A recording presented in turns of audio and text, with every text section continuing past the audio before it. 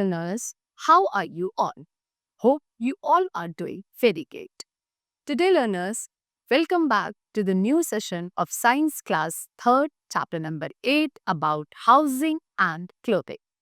So, students, as we all know that we live in a house and also we wear different types of clothes. These two things, that is housing and clothing, what they do, they are very essential because they protect us from heat, cold, rain, that means from the different weather conditions and also from the fear of animal or any insect bite.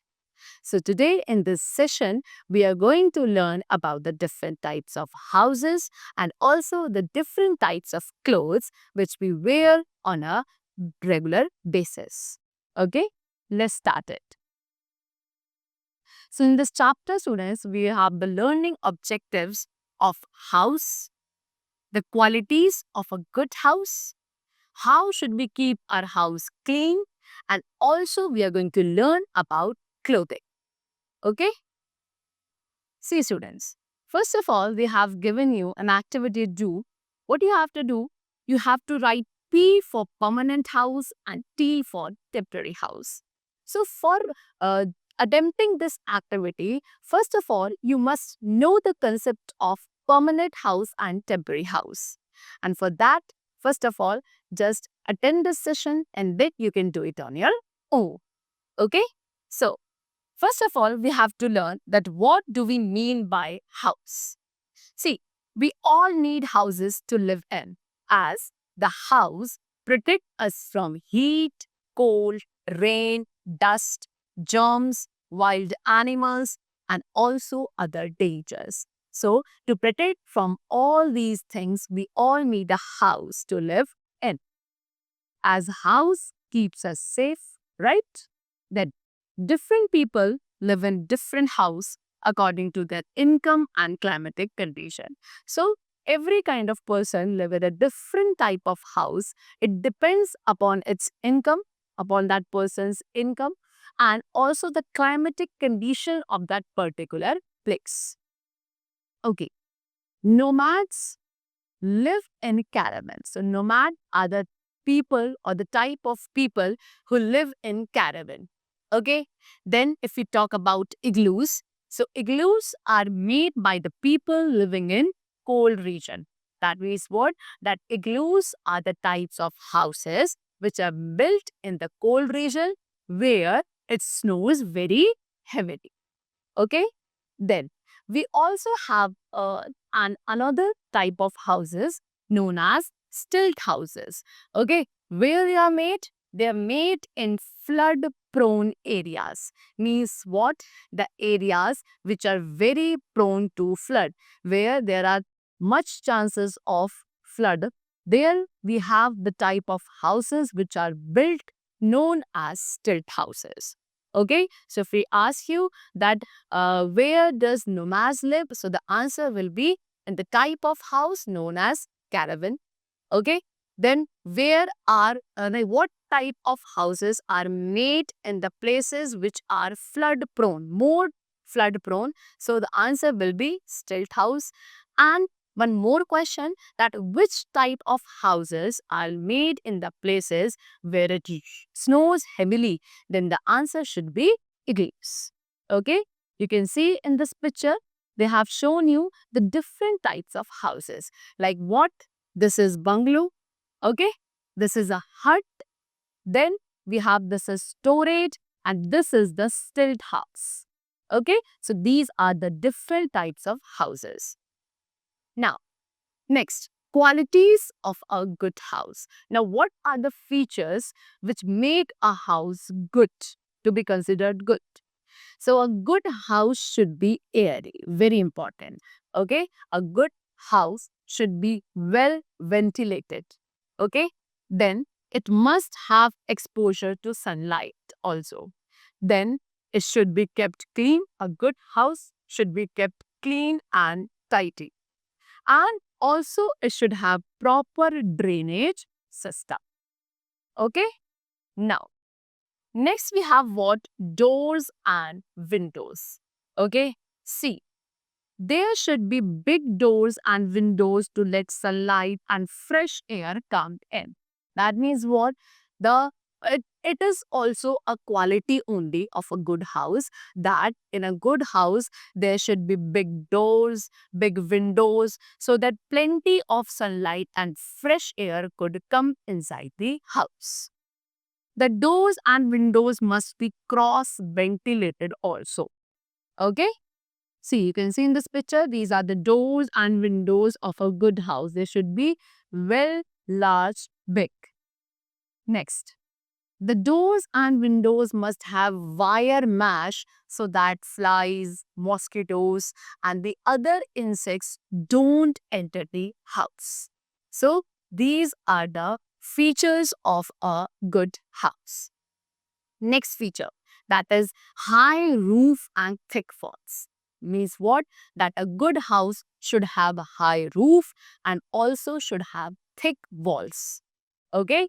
Means, see, high roof allow free flow of air inside the house. Means the house which will have high roofs, there in that house there will be free flow of air inside the house and the house will remain cool. Next, there should be thick walls also, as they are very useful in a good house. Why? Because thick walls keeps the house warm in winters and cool in summer. Next we have wire netting. Means doors and windows fitted with nets prevent the entry of mosquitoes and other insects like flies. That means a good house should have the nets fitted in their doors and windows so that the entry of mosquitoes and the other insects could be prevented. Okay? Next, we have the concept of safety in house. Doors are to be fitted with safety bolt and windows with bars so that the person or the people living in the house could remain safe.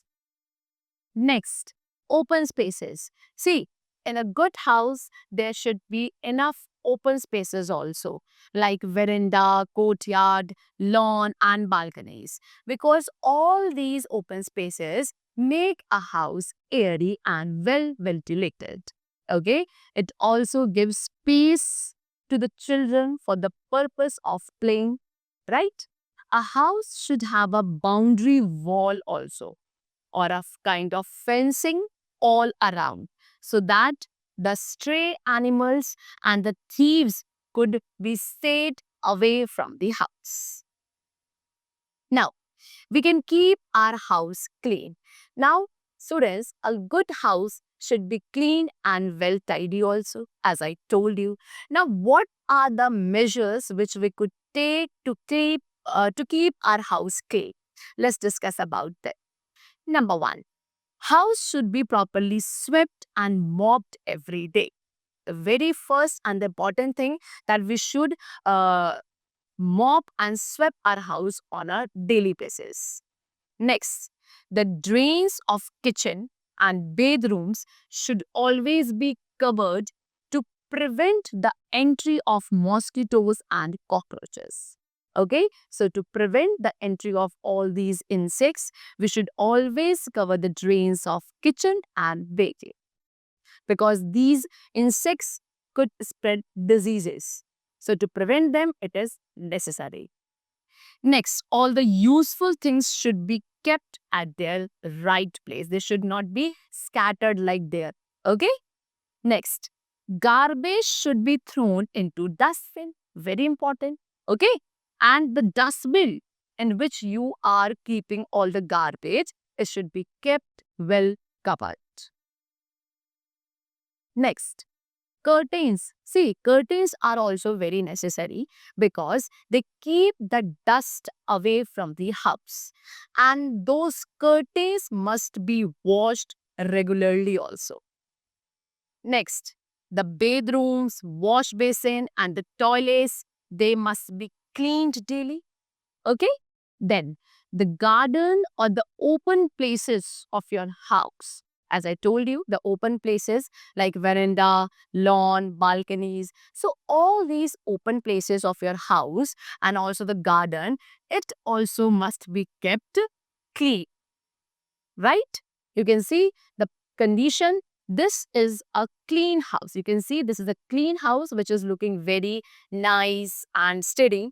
And this is the condition of a dirty house. Okay. Now, next. Next we have the concept of clothing now. So we have completed with the concept of housing and now we come to clothing.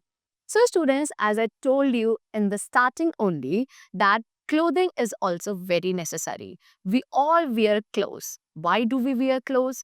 We wear clothes to protect us from heat, cold and rain. And also the clothes protect us from the insect bites also, right? It also makes human beings look smart and beautiful. When we wear a kind of decent and smart clothes, we look smart, we look beautiful, we look decent. So different fibers are used to make clothes. We get some fibers from plants and some others from animals. So students, these different types of clothes are made from different fibers. Okay, that means fibers are required to make clothes and there are variety of fibers.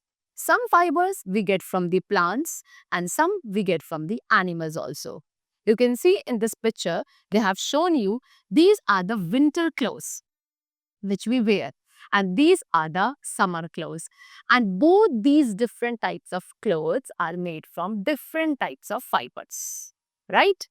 See, so now we have the concept of what types of fibers. So we have two main types of fibers. Number one, natural fibers and the other is artificial fibers. Okay. First of all, we are going to discuss about natural fibers. So the fibers we obtain from either plants or animals are called natural fibers. Okay. All those fibers which you get from the animals, either from the plants or from the animals, they are called natural fibers like cotton, jute, wool, silk. These are the examples of natural fibers. First of all, we are going to talk about fibers from the plants. Okay, so cotton plant. See, cotton is a type of plant which provide you cotton fiber. Okay, and because of this cotton fiber, we make cotton clothes which we wear in the summer season to protect us from the heat and to keep our body cool. Next, we get jute fibers. Jute is also a plant fiber which we get from the jute plant. Okay? Now, next we come to fiber from animals. So as I told you, there are some fibers also which we get from the animals. And these are also known as natural fibers only. So, first of all, we have woolen fibers. Woolen fibers means what? The fibers which we get from the sheep or yak or the kind of different animals which have fur on their body. See, woolen fiber is used to make woolen clothes. And woolen clothes we wear in the winter season as they protect you from the cold conditions and keep your body warm. Okay. So from where do we get woolen fibers? We get these fibers from the animals like sheep and yak. Okay. Then next we talk about silk clothes. So silk clothes are made of silk fibers and we get silk fibers from the insects called silkworm. Okay. You can see in this picture, this is sheep. And because of this sheep, we get the woolen fiber and with that woolen fiber, we are able to make this woolen sweater. See, Angora wool. Angora wool is made from the fibers that we get from the rabbit. See, Angora wool is also a kind of fiber only and we get this fiber from the rabbit. Okay. Whereas Kashmiri wool is a type of fiber we get from the Pashmina goat. Okay. Now, next we come to artificial fibers. So, artificial fibers are the fibers which are made by human beings. So, what were natural fibers? The natural fibers were those which were given to us by the nature. like plant or animal. Both these are the types of natural fibers, but these are the artificial fibers. Means they are made by the man, by the human being in the laboratories, and such kind of fibers are called artificial or man-made or synthetic fibers also. So, man-made fibers. These fibers are made from different materials in factories. See, as the name suggests, man-made means made by the man, and they are made in the factories. Now, they have given you some examples also of man-made fibers like nylon, rayon, polyester, terry cotton. These all are the what? Different types of man-made or artificial fibers. So, students, the chapter is completed over here. We have learned about the different types of houses. Also, you have learned that how we could keep our house clean, or what are the measures which we could take to keep our house neat and tidy, right? Also, we have discussed about the different types of clothes and the natural and the synthetic fibers we have discussed the concept of. That's all for today. Okay, I hope you must have enjoyed this session. Let's meet in the next session with a new and more exciting concept. Till then, take care and thank you.